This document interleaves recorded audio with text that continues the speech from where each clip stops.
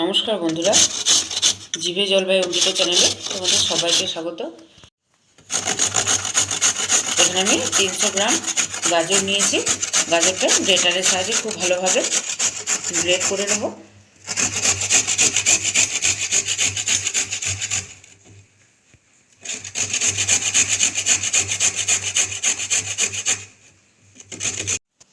সমস্ত গাজরটাকে আমি এইভাবে গ্রেটারে গ্রেট করে নিলাম। এখানে গ্যাস জিরে কড়াই বসিয়ে দিয়ে দিচ্ছি হিং আর গোটা জিরে ফোড়ন। এখন এর মধ্যে দিয়ে দিচ্ছি গ্রেট করে রাখা গাজর।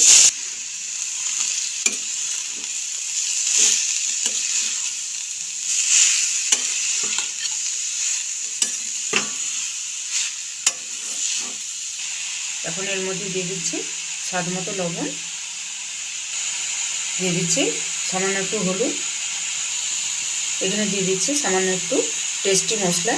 যে কোনো ধরনের এরকম রেসিপিতে এই টেস্টি মশলাটা দারুণ স্বাদ নিয়ে আসে। এখন এর মধ্যে দিয়ে দিচ্ছি ম্যাগি মশলা,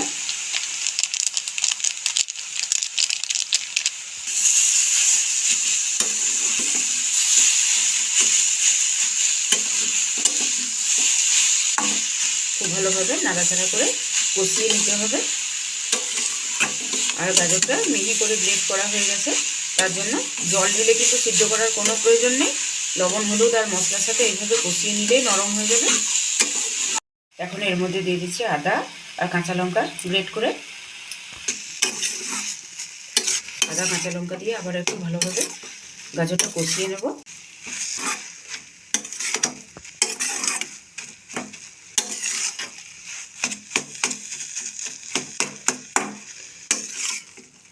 গাজরটা একদম নরম হয়ে গেছে।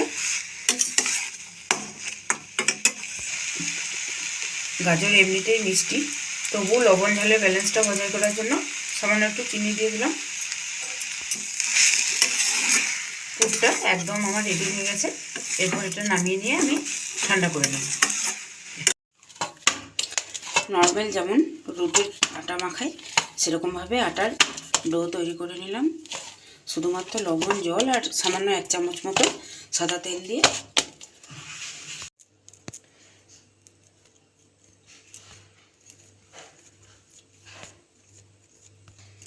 আটা থেকে সমস্ত লেচি কেটে নিয়েছি আর পুর ভরাও শুরু করে দিয়েছি। তো তার মধ্যে দেখিয়ে দিচ্ছি পুরটা আমি কিভাবে ভরছি। আর পুরটা অলরেডি ঠান্ডাও হয়ে গেছে।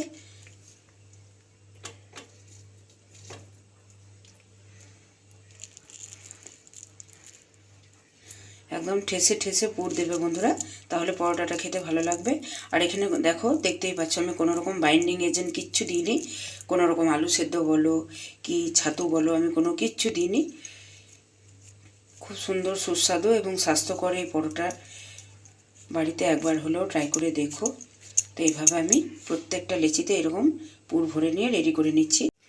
এইভাবে ঠেসে ঠেসে পুর দেবে বন্ধুরা, এতে করে পরোটাটা খেতেও ভালো লাগবে। আর কোনো রকম বাইন্ডিং এজেন্ট ছাড়াই যে আমি পুরটা বানিয়েছি, তো টেনশনের কোনো কারণ নেই। এরকমভাবে পুরটা ভরলে কোনো মতেই পুর ফেটে বেরিয়ে যাওয়ার চান্স থাকবে না।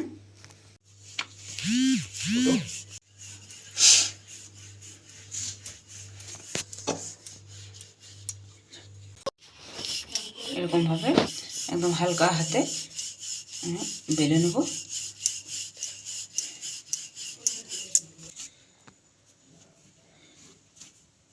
এরকমভাবে বেলে নেব। তাওয়া আমি আগে থেকে গরম হতে দিয়ে দিয়েছিলাম। আর নর্মাল যে তাওয়াতে আমি প্রতিদিন রুটি করি সেই তাওয়াতেই আমি এগুলো ভেজে নেব। এখানে আঁচটা কমানো আছে। একটা পরোটা ছেড়ে দিয়ে আমি আরেকটা বেলে নিচ্ছি। খুবই স্বাস্থ্যকর এবং সুস্বাদু এই গাজরের পরোটা রেসিপি।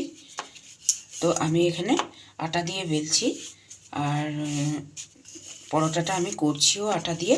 তো তোমরা চাইলে কিন্তু ময়দা দিয়ে অবশ্যই বানাতেই পারো, কিন্তু এটা স্বাস্থ্যকর বজায় রাখতে গেলে আটা দিয়ে করাটাই বেস্ট।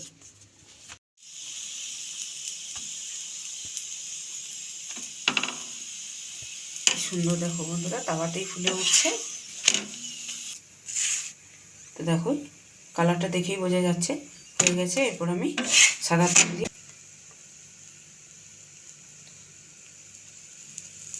এইভাবে খুন্তির সাহায্যে চারিদিকে তেলটা আমি ছড়িয়ে দেবো।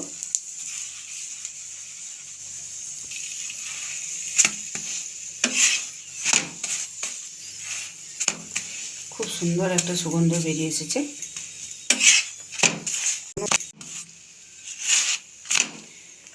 এই পরোটাগুলো আমার ভাজা হয়ে গেছে, এগুলো নামিয়ে নেব।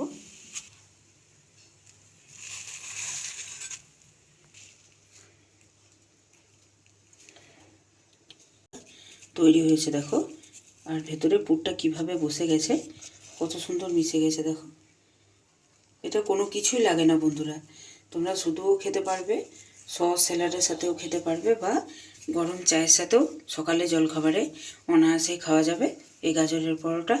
তো আজকে এই পর্যন্ত বন্ধুরা, ফিরে আসছি আবার অন্য কোনো দিন অন্য কোনো জিভে জল আনা রেসিপি নিয়ে। ততক্ষণের জন্য সবাই সুস্থ থেকো, ভালো থেকো, টাটা।